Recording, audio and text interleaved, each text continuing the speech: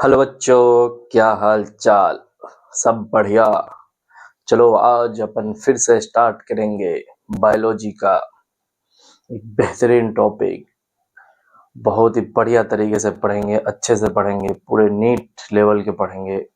और CBSE 12th class के लिए पूरे एनसीईआरटी को अच्छे से पढ़ेंगे, क्योंकि हमें बेसिकली फोकस करना है 12th पे, बोर्ड पे और एनसीईआरटी पे। तो आप लोग एनसीईआरटी पढ़ने के लिए तैयार हो तो यहाँ आ जाओ भाई, क्योंकि बहुत सारी चीज़ें ऐसी पढ़ाई जाती है जो क्या होता है एनसीईआरटी बेस्ड होता है, और एनसीईआरटी से में ही होता है। लेकिन ये कि एनसीईआरटी में बहुत सारी ऐसी चीज़ है जो बच्चा खुद एनसीईआरटी पढ़ के नहीं समझ सकता, तो उसको समझाने के लिए थोड़ा एक्सप्लेन करना पड़ता है, थोड़ा एक्सप्लेनेशन उसका देना पड़ता है। तो उसका मतलब ये नहीं होता कि आप एनसीईआरटी से बियॉन्ड जा रहे हैं या एनसीईआरटी से हट के पढ़ा रहे।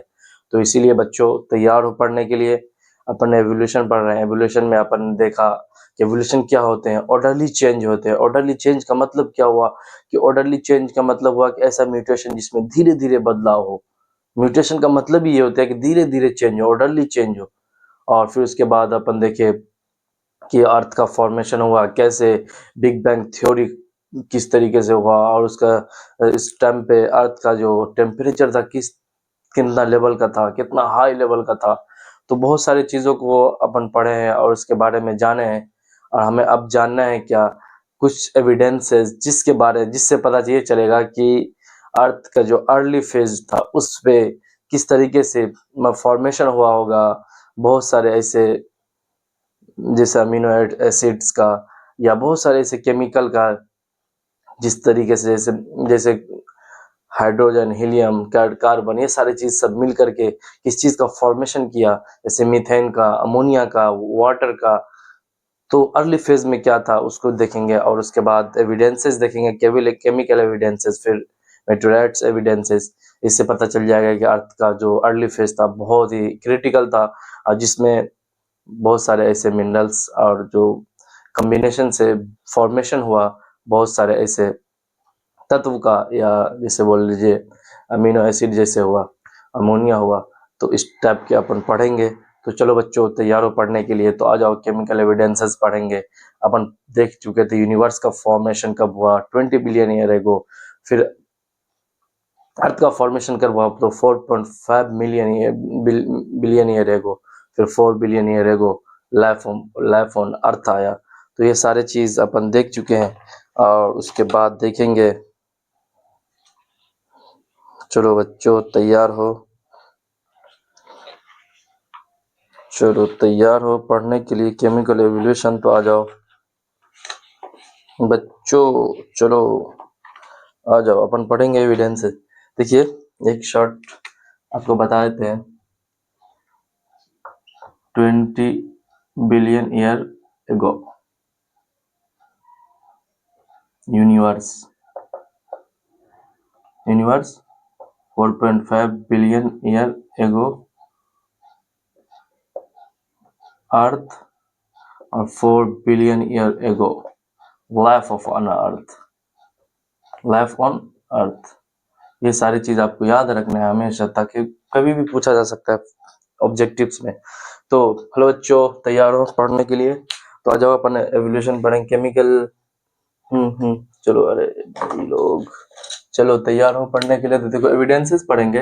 बेसिकली एविडेंस देखना है कि केमिकल एवोल्यूशन का एक्सपेरिमेंट किसने दिया, स्टेनले मिलर एक्सपेरिमेंट जिसे कहते हैं, या एस एल मिलर भी उसे बोलते हैं। एस एल मिलर एक्सपेरिमेंट वो 1953 में उनका एक्सपेरिमेंट हुआ। उस एक्सपेरिमेंट से प्रूव किया किस तरीके से, मतलब अर्ली फेज में जो अर्थ की जो कंडीशन थी, उस कंडीशन को जनरेट करने की कोशिश की गई, और उस कंडीशन को जनरेट करके वो बेसिकली पाया क्या इस चीज से क्या फॉर्मेशन होता है। तो ये बता रहे हैं। तो यूज उसने अमोनिया को यूज किया, सॉरी मीथेन को यूज किया, अमोनिया को यूज किया, H2 हाइड्रोजन गैस को, वाटर वेपर को यूज किया। और उसकी यूज करने से हीट दिया वो कितना, 800 डिग्री सेल्सियस हीट दिया। और उस हीट देने के बाद वो स्पार्क डिस्चार्ज किया। उस पूरे एक एक्सपेरिमेंट है वो, जो देख लेंगे आप एनसीईआरटी में, वो फिगर बना हुआ है। तो यहाँ पे फिगर नहीं बना सकते, इतना टाइम नहीं है, तो आप एनसीईआरटी से पढ़ लेंगे। अपन इसको पढ़ा रहे हैं। फिर formation of simple amino acid, उसको ये इस एक्सपेरिमेंट से क्या रिजल्ट मिला, आउटपुट जो मिला, और formation of simple amino acid मिला।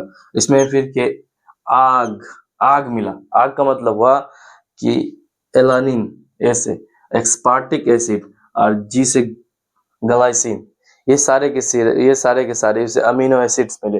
किस चीज से? वो एसल मिलर एक्सपेरिमेंट 1953 में उन्होंने किया, उससे उसको ये कंपाउंड्स मिले। ठीक है, फिर देखते हैं फॉर्मेशन ऑफ फ्रॉम मेटियोराइट्स। एक एक्सपेरिमेंट ये हुआ भी कि मेटियोराइट से भी क्या चीज बनते हैं। मेटियोराइट का मतलब होता है mineral composition by chemical and physical. Chemically composition भी हो सकता है, फिजिकली कंपोजिशन भी हो सकता है ऑफ अर्थ, यानी अर्थ के इन अर्ली सोलर सिस्टम, यानी अर्ली सोलर सिस्टम में जो अर्थ की कंडीशन रही होगी, ऐसा ही लगता है कि सेम इसी तरीके से रही होगी। 800 से भी ज्यादा सेल्सियस मतलब डिग्री सेल्सियस उसका टेम्परेचर रहा होगा, और भी बहुत सारे ऐसे तत्व होंगे वहां पे, कंपाउंड होंगे, जिसके जरिए से फॉर्मेशन ऑफ लाइफ हुआ होगा।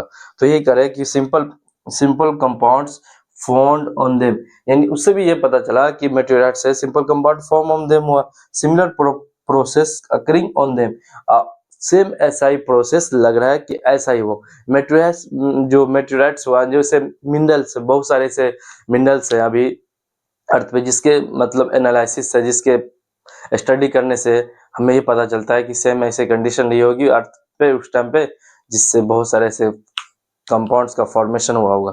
तो बेसिकली उम्मीद करते हैं कि आप लोग अच्छे से समझ रहे होंगे और एनसीईआरटी को पढ़ रहे हैं बेसिकली हम लोग। तो ये ना समझे कि हम एनसीईआरटी से बियॉन्ड जा रहे हैं। तो बहुत सारी चीजें हैं, इसको समझाया जाता है आप लोगों के लिए, ताकि आप लोग अच्छे से समझ जाएं, क्योंकि हमारा काम है समझाना। एनसीईआरटी से थोड़ा हटके भी हो तो एक्सप्लेनेशन करने के लिए जा सकते हैं। अब किसी को लगता है कि नहीं हम एनसीईआरटी पढ़ेंगे, तो भाई एनसीईआरटी पढ़ लो, फिर मास्टर की जरूरत नहीं है ना। जब एनसीईआरटी पढ़ लो ना, एनसीईआरटी कोई ज्यादा एडवांस होते हैं तो उसके लिए एनसीईआरटी है। एनसीईआरटी पढ़ के समझ लो, अगर ज्यादा ही एडवांस हो तो मास्टर की जरूरत नहीं है। तो भाई मास्टर पढ़ाएगा तो अपने अकॉर्डिंग पढ़ाएगा ना। अब ये कहोगे कि एनसीईआरटी छाप दो यहाँ पे आके, तो इतना समय भी नहीं है ना। तो इसीलिए बच्चों, जो लोग एनसीईआरटी वाले हैं ज्यादा, उनको एनसीईआरटी का भूत सवार है, तो बोलो एनसीईआरटी पढ़ ले, फिर मास्टर से ना मांगना पड़े, नोट्स भी ना पढ़े। बच्चों तैयार हो? चलो तैयार हो तो अपन आप पढ़ेंगे दूसरा। अब एविडेंसेस ऑफ केमिकल एवोल्यूशन का नहीं पढ़ेंगे, बेसिकली अपन पढ़ेंगे एविडेंसेस ऑफ ऑर्गेनिक एवोल्यूशन। अरे एवोल्यूशन तो हटा दिया। एविडेंसेस ऑफ ऑर्गेनिक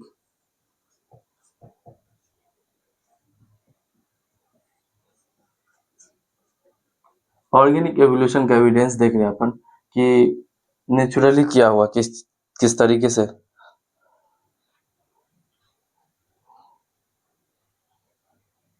उसमें अपन देखेंगे बेसिकली क्या देखेंगे,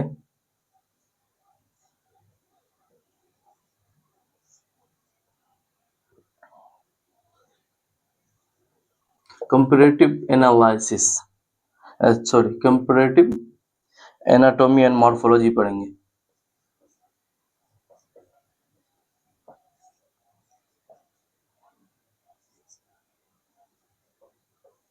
कंपैरेटिव एनाटॉमी एंड मॉर्फोलॉजी, उसकी स्टडी करेंगे अपन। देखते हैं इसमें क्या होगा। सबसे पहला देखते हैं इसमें ए नंबर पे, उसको बोलते हैं होमोलॉजी। होमोलॉजी का मतलब हुआ सेम, होमो मतलब होता है सेम, शो कॉमन, इसको बोलते हैं शो। वो क्या करेगा, ये शो करेगा कॉमन एंसेस्ट्री।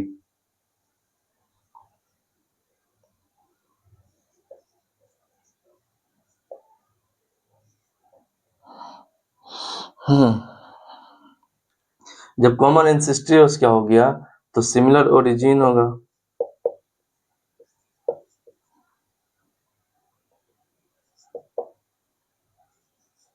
सिमिलर ओरिजिन होगा। फिर क्या हो गया, सब सिमिलर मतलब ओरिजिन भी होगा। और एम्ब्रायोलॉजिकल डेवलपमेंट भी सेम होगा।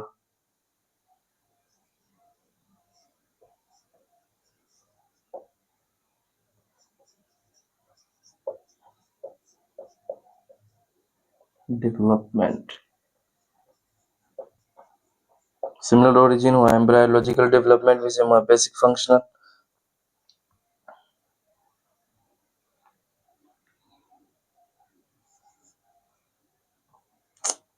बेसिक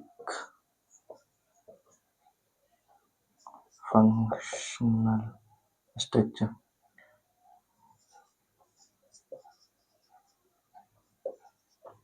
बेसिक फंक्शनल स्ट्रक्चर भी सेम होगा। फिर कह रहे हैं कि उसमें देख एक चीज और, फंक्शन देखेंगे होमोलॉजी का, तो फंक्शन क्या होगा उसमें, सेम भी हो सकता है और डिफरेंट भी हो सकते हैं। अभी देखेंगे एग्जांपल से। फंक्शन सेम भी हो सकते हैं, डिफरेंट भी हो सकते हैं। उसको बोलते हैं, ये किस पे बेस्ड है, तो बेस्ड ऑन डाइवर्जेंट एवोल्यूशन पे। डाइवर्जेंट का मतलब अब समझा देंगे अपन। देखो ये एक पॉइंट है, स्पॉट है, यहाँ से बहुत सारे चीज का ओरिजिन हुआ और वो अलग अलग एरिया में अलग अलग फंक्शन के लिए वो मूव कर गया, तो उसी को बोलते हैं डाइवर्जेंट एवोल्यूशन। फिर देखते हैं उसका एग्जाम्पल देखते हैं। एग्जाम्पल में क्या है, जैसे 4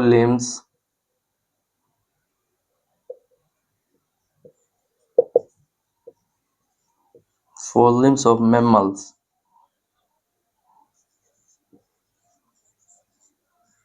मेमल्स का जो 4 limbs होता है उसका एग्जाम्पल से अपन समझेंगे। सबसे पहले देखिए, मैन, चीता,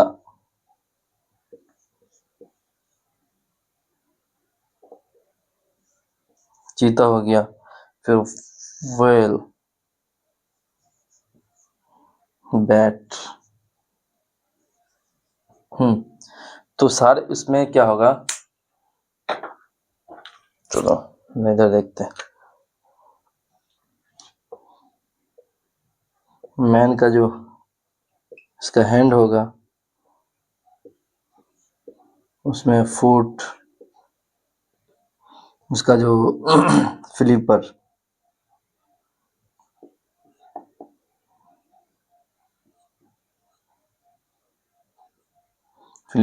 बैट का विंग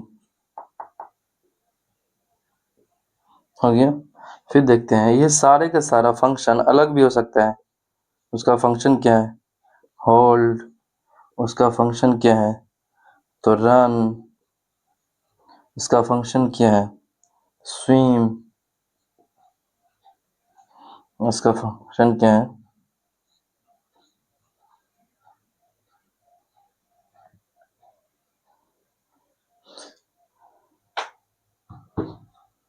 हेलो बच्चों, क्या तैयार हो अपन पढ़ने के लिए? चलो आज अपन पढ़ने के लिए तैयार है। तो बेसिकली हम पढ़ रहे हैं क्या, ये पढ़ रहे हैं evidences of organic evolution. Organic evolution मतलब हुआ कि नेचुरल प्रोडक्ट से, नेचुरल जो चीज बनी हुई है उस चीज में हम एविडेंसेस को ढूंढे, जिससे पता चले कि हमें ऑर्गेनिक एवोल्यूशन किस तरीके से एवोल्यूशन हुआ। हमारे में वही हैंड है, वही हम उससे क्या करते हैं, किसी चीज को होल्ड करते हैं। वही हैंड क्या है इसमें, चीता में है, वो फुट के तरह यूज होता है। फुट के तरह मतलब ये हुआ कि रन के लिए यूज हुआ। फिर वही हैंड क्या है, वेल में है।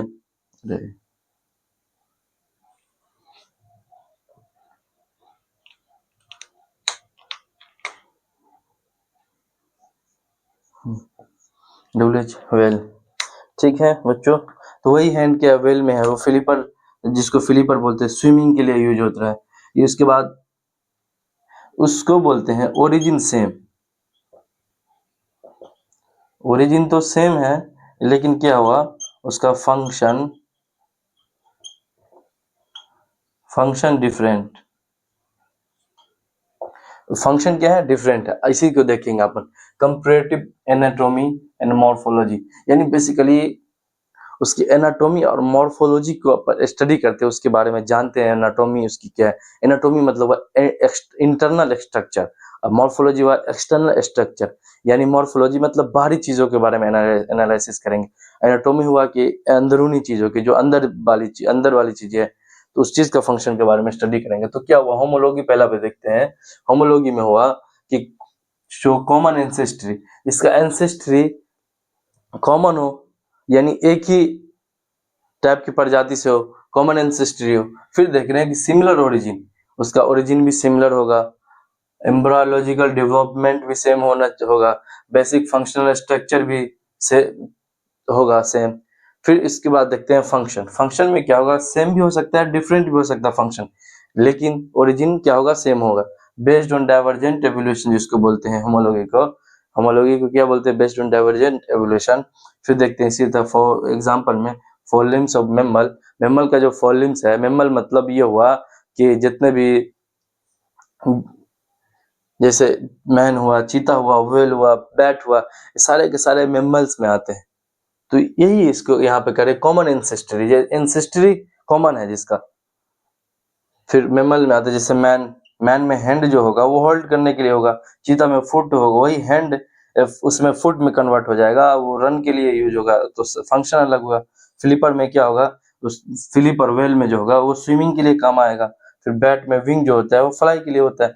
तो फंक्शन तो डिफरेंट है, लेकिन ओरिजिन सारे का सेम है, सब ओरिजिन, ओरिजिन सबका सेम है, तो उसी को बोलते हैं होमोलॉगी। लेकिन एनालॉगी में क्या होगा, ओरिजिन डिफरेंट होगा लेकिन फंक्शन अलग सेम होगा, उस चीज को अपन देखेंगे। अब एक एग्जांपल से देख लिए, अब एक और एग्जांपल देखते हैं होमोलॉगी का।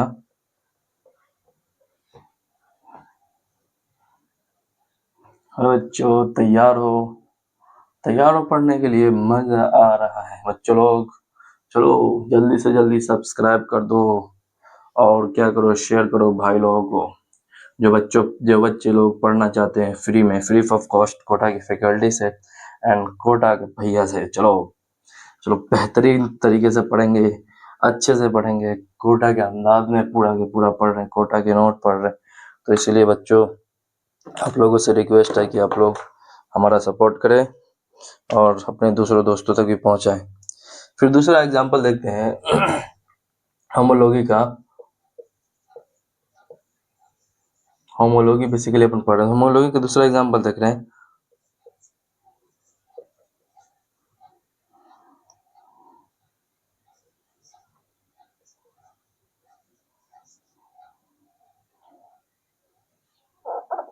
Thorn of bougain bougainvillea,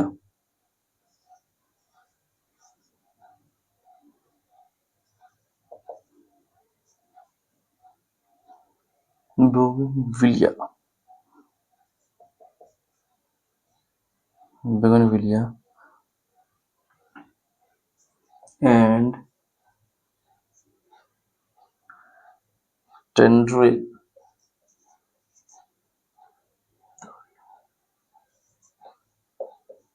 tendril of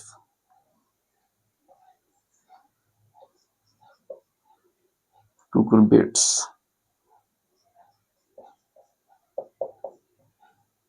हाँ, उसमें क्या होगा बेसिकली,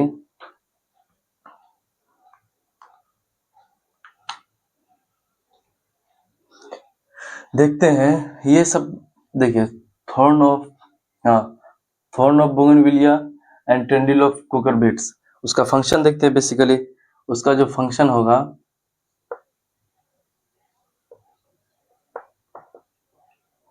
फंक्शन क्या होगा उसका, प्रोटेक्शन। उसमें क्या होगा फंक्शन, तो उसका फंक्शन होगा बेसिकली सपोर्ट टेंड्रिल का। फिर देखते हैं कि दोनों का जो, ये सारे चीज देख लिए, और दोनों के ओरिजिन क्या होगा, तो ओरिजिन होगा एक्सिलरी बड से। चलो ओरिजिन यहाँ पे लिख देते हैं।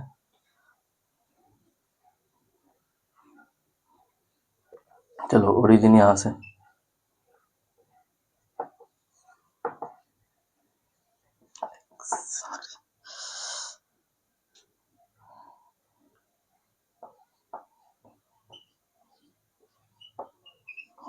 एक्सिलरी बट, ठीक।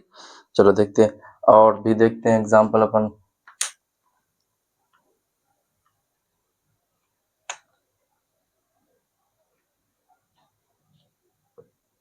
तीसरा देखते हैं,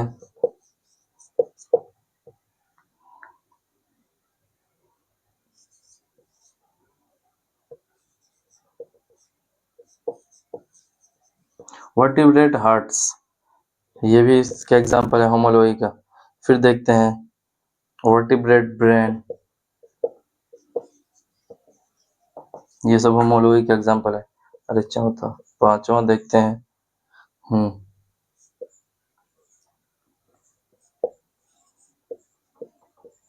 testis and ovaries. Testis and ovaries जो है वो भी क्या है, उसका दोनों का तो ओरिजिन सेम है, मेसोडर्मल है। मेसोडर्मल है लेकिन फंक्शन अलग अलग है। एक का काम है स्पर्म बनाना, एक का काम है ओवा बनाना, अंडे बनाना। या पोटैटो एंड जिंजर,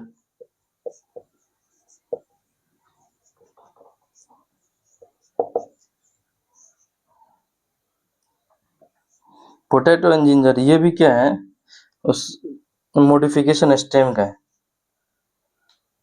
हाँ, मॉडिफाइड स्टेम से बना है।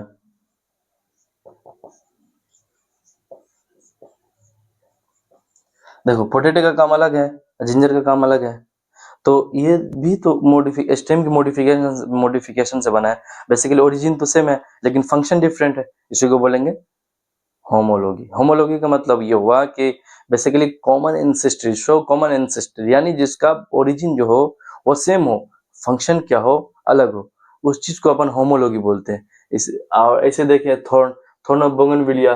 बोगनविलिया एक प्लांट है, उसका थॉर्न जो होता है कांटा, वो क्या होता है प्रोटेक्शन के लिए जो होता है। और उस फिर अगला जो है टेंडिल ऑफ कुकरबिट्स में जो टेंडिल होते हैं, एक थोड़ा स्पाइरल टाइप का जो उसमें ये होता है, एक टेंड्रिल, उस वो किस चीज के लिए, क्लाइंबिंग के लिए, बेसिकली उसको पेड़ पौधा पे उसको प्रोटेक्शन यानी सपोर्ट के लिए वो यूज होता है। तो लेकिन दोनों का ओरिजिन क्या है, एक्सिलरी बर्ड से होता है, दोनों ओरिजिन होता है लेकिन सब फंक्शंस अलग अलग है। तो वही चीज है होमोलॉगी। होमोलॉगी का मतलब ओरिजिन सेम, फंक्शन अलग। और देखते हैं बच्चों, एक दो एग्जांपल और देख लेते हैं। हाँ,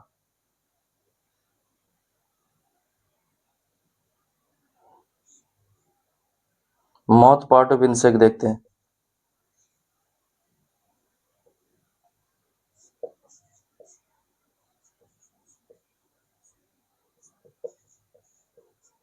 माउथ पार्ट ऑफ इंसेक्ट देखेंगे, बेसिकली क्या होगा,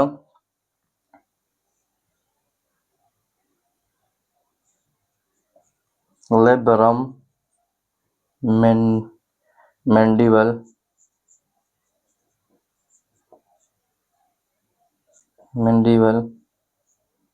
मैक्सिला।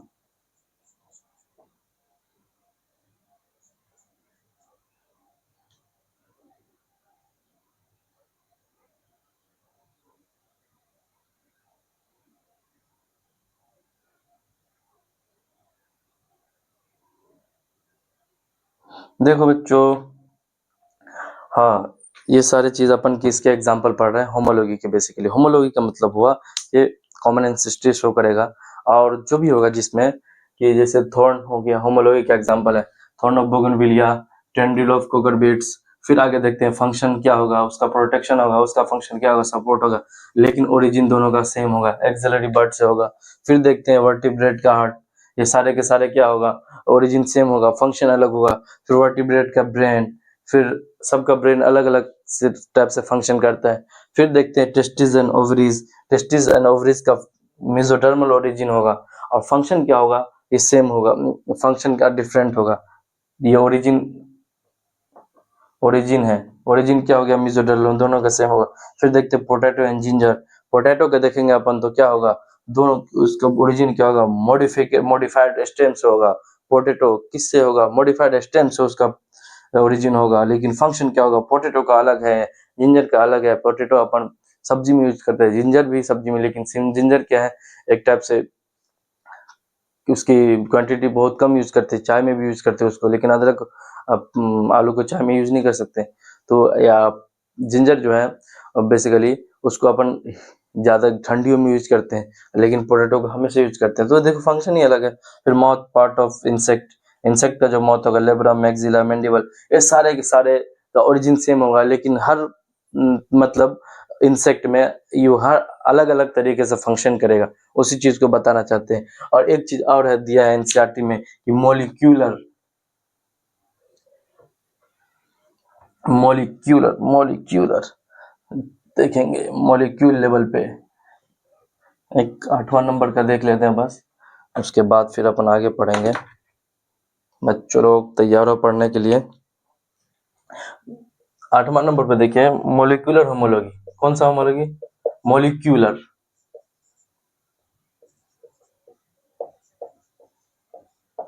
मॉलिक्यूलर होमोलॉजी की बेसिकली मतलब ये होता है कि similarity.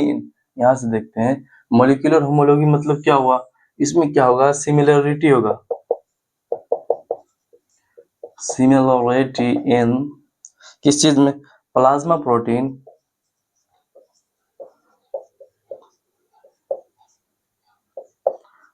Protein of man and app, of man and app. जो गोरिल्ला होते हैं, तो गोरिल्ला कहा जाता है कि इन ह्यूमन की एंसेस्ट्री उसी से मिलती जुलती है। तो इसमें कह रहे हैं कि मॉलिक्यूलर होमोलॉजी अपन पढ़ रहे हैं। मॉलिक्यूलर होमोलॉजी का मतलब हुआ कि मॉलिक्यूल के लेवल पे। तो क्या होता है सिमिलरिटी, किस चीज में सिमिलरिटी उससे दिखाई देती है? तो प्लाज्मा प्रोटीन ऑफ मैन, यानी मैन और एप का जो प्लाज्मा प्रोटीन है वो लगभग उन दोनों का मिलता जुलता है, यानी ओरिजिन सेम है। तो इससे ये पता चला कि गोरिल्ला और ह्यूमन का ओरिजिन भी सेम है, ये पता चला। तो उस चीज के मॉलिक्यूलर लेवल पे अपन स्टडी करते हैं, जब पता चलता है तो उसी को बोलते हैं होमोलॉजी। क्योंकि गोरिल्ला में जो बहुत सारी चीजें हैं, बहुत अलग अलग फंक्शन के लिए यूज होते हैं, लेकिन ह्यूमन में जैसे हैंड हुआ, गोरिल्ला में वही हैंड उसको रन करने के लिए यूज करता है वो। तो बहुत सारी चीजें अपन देख लिए हैं होमोलॉजी का एग्जाम्पल। बेसिकली उम्मीद करते हैं बच्चों लोग अच्छे से समझे होंगे और बेहतरीन तरीके से समझे होंगे। और अरे बच्चों तैयार हो पढ़ने के लिए, आ जाओ। एनसीईआरटी पढ़ेंगे, एनसीईआरटी से कहीं नहीं आगे जाएंगे। मॉड्यूल भी नहीं पढ़ेंगे एलएन का, क्योंकि एलएन का नहीं, कुछ भी नहीं पढ़ना भाई, अपने नोट्स पढ़ेंगे बस, बस कोटा के नोट्स। बेहतरीन टॉपिक पढ़ेंगे आप अपन, हम लोग किस चीज को पढ़ेंगे बच्चों लोग? चलो तैयार हो पढ़ने के लिए, तो चलो बच्चों तैयार हो। देखो एक टॉपिक बचा हुआ था अपना होमोलॉजी में, क्या? तो उसको बोलते एडेप्टिव रेडिएशन। एडेप्टिव रेडिएशन का मतलब क्या हुआ कि उस चीज को बोलते हैं एडेप्टिव डाइवर्जेंट, एडीपी डाल देते हैं। एडेप्टिव डाइवर्जेंट भी उससे बोलते हैं। डाइवर्जेंट का बेसिक मतलब हुआ, डाइवर्जेंट मतलब एक पॉइंट से बहुत सारी चीजें अलग अलग दिशा में फैल गई, उसी को बोलते हैं डाइवर्ज होना, कन्वर्ज होना, कि बहुत सारी दिशा से, यानी बहुत सारे अलग अलग डिफरेंट दिशा से एक जगह कोई चीज आ जाए तो उसको कन्वर्जेंट बोलते हैं। तो उसी को डाइवर्जेंट का ये एग्जांपल है, एडेप्टिव डाइवर्जेंट, तो उसको बोलते हैं। फिर बेसिकली ये किस चीज को बोलेंगे? तो ये होगा, उसको बोलेंगे एवोल्यूशन ऑफ डिफरेंट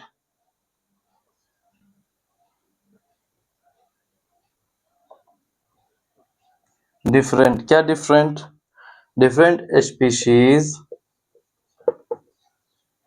बहुत तरह की प्राणी को पढ़ेंगे। बहुत सारी प्राणी क्या होगी, starting from a point, starting from a point and radiating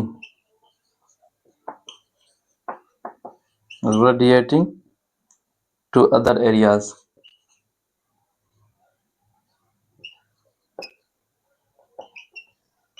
other areas यानी अलग अलग एरिया में वो क्या हो जाते हैं, फैल जाते हैं.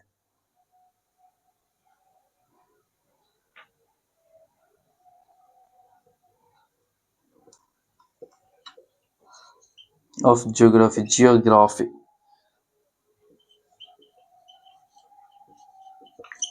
के हैबिटाट, जिसको बोलते हैं हैबिटाट के बेसिस पे. हैबिटाट मतलब हुआ निश उसका.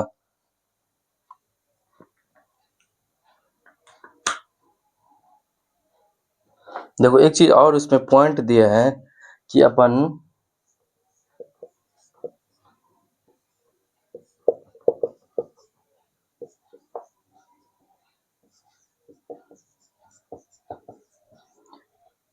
एडेप्टिव रेडिएशन के बारे में क्या आ गया है कि ये प्रोसेस है. ये क्या है, बेसिकली प्रोसेस है, और उसी चीज का जो रिजल्ट है लीड्स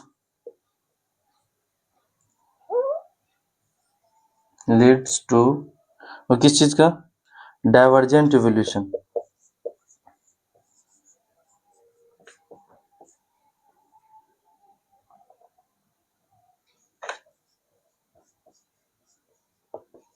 डाइवर्जेंट इवोल्यूशन को इसको बोलते हैं अपन रिजल्ट. अरे भाई लोग, ये क्या है, बेसिकली रिजल्ट है. चलो बच्चों तैयार हो पढ़ने के लिए. देखो पढ़ेंगे अपन, क्या पढ़ेंगे कि एडाप्टिव रेडिएशन के बारे में पढ़ेंगे. बेसिकली एडाप्टिव रेडिएशन क्या है उस चीज के बारे में पढ़ेंगे, और बेसिकली प्रूफ अच्छे से पढ़ेंगे अपन. तो देखो एडाप्टिव रेडिएशन इसको बोलते हैं एडाप्टिव डाइवर्जेंट का मतलब हुआ कि एक पॉइंट से यानी एक स्पॉट से या एक पॉइंट से कोई चीज अलग अलग एरिया में फैल जाए, उसी को डाइवर्जेंट बोलेंगे. जैसे ये हुआ एग्जांपल डाइवर्जेंट का. फिर देखते हैं evolution of different. Adaptive radiation में क्या होता है, एवोल्यूशन ऑफ डिफरेंट स्पीशीज. बहुत सारे स्पीशीज का ऐसा एवोल्यूशन होगा जो स्टार्टिंग फ्रॉम अ पॉइंट का मतलब है कि ओरिजिन एक होगा, सेम ओरिजिन होगा, वहां से स्टार्ट करेगा फैलना, एंड रेडिएटिंग और रेडिएट कर जाएगा to radiation of other areas of geography यानी करें कि जियोग्राफी यानी अर्थ के अदर एरियाज पे वो रेडिएट कर जाएगा, फैल जाएगा. बेसिकली क्यों, तो बेसिकली हैबिटाट की वजह से. यानी सबका हैबिटाट अलग अलग है, सबका रहने का जो, जैसे कोई एयर कंडीशन में रहता है, कोई कूलर में रहता है, कोई एसी में रहता है. तो इसी के हिसाब से अकॉर्डिंग टू, और इसी के अकॉर्डिंग सब अपने अपने अकॉर्डिंग सर्वाइव करने के लिए अपने अपने हैबिटाट में, अपने अपने निश में क्या बोलते हैं, माइग्रेट कर जाते हैं या रेडिएट कर जाते हैं या ट्रेवल या चले जाते हैं. तो उसी को बोलते हैं एडाप्टिव रेडिएशन. जो एक पॉइंट से, सबका ओरिजिन तो सेम था लेकिन सब अलग अलग तरीके से अपना अडॉप्ट कर गया रहने के लिए, इसी को एडाप्टिव रेडिएशन बोलते हैं. बेसिकली कहा जाता है कि एडाप्टिव रेडिएशन के बारे में कि एडाप्टिव रेडिएशन क्या है, तो basically leads to divergent evolution. Adaptive radiation basically process है. इस प्रोसेस से जो रिजल्ट आता है हमें वो डाइवर्जेंट एवोल्यूशन का आता है. डाइवर्जेंट एवोल्यूशन मतलब ये हुआ कि बहुत सारी चीजें, बहुत सारी प्राणी ऐसी होती है जो अपने अपने हैबिटाट के अकॉर्डिंग सर्वाइव करने के लिए अपने अपने अकॉर्डिंग दूसरे एरिया, जियोग्राफी के दूसरे एरिया में मूव कर जाते हैं. तो उसी को बोलते हैं एडाप्टिव रेडिएशन. अब बेसिकली बच्चों चलो ऐसे अपन एडाप्टिव रेडिएशन का अब एग्जाम्पल पढ़ेंगे. क्या क्या एग्जाम्पल्स, बहुत सारे एग्जाम्पल्स नहीं पढ़ेंगे, जो एनसीईआरटी में दिया है उसी को पढ़ेंगे. चलो तो तैयार हो पढ़ने के लिए, तो तैयार हो तो हम भी तैयार हैं पढ़ाने के लिए. चलो चलो देखते हैं बच्चों लोग, एग्जाम्पल उसका देखते हैं. नंबर 1 पे है डार्विन के बारे में बहुत सुन रहे थे यार, अब आ गया डार्विन चचा. डार्विन फिंचेस के बारे में आता है. हाँ चलिए आगे 2-3 एग्जाम्पल देख लेते हैं. एक हुआ डार्विन फिंचेस के बारे में बेसिकली अच्छे से जानेंगे. फिर ऑस्ट्रेलियन मार्सोपियल्स,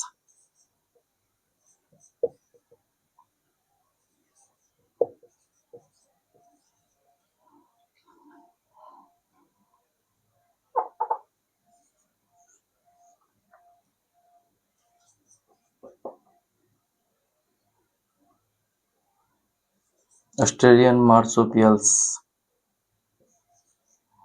ठीक है, नंबर 3 पे है प्लेसेंटल मैमल।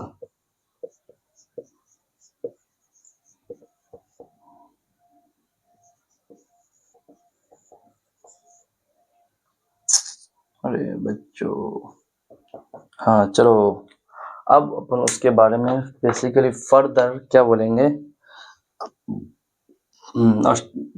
सबसे पहले डार्विन फिंचेस के बारे में जानेंगे। ये कहाँ था, तो बेसिकली डार्विन फिंचेस, डार्विन साहब ने उसको खोज किया था कहाँ पे, तो गैलापागोस आइलैंड पे।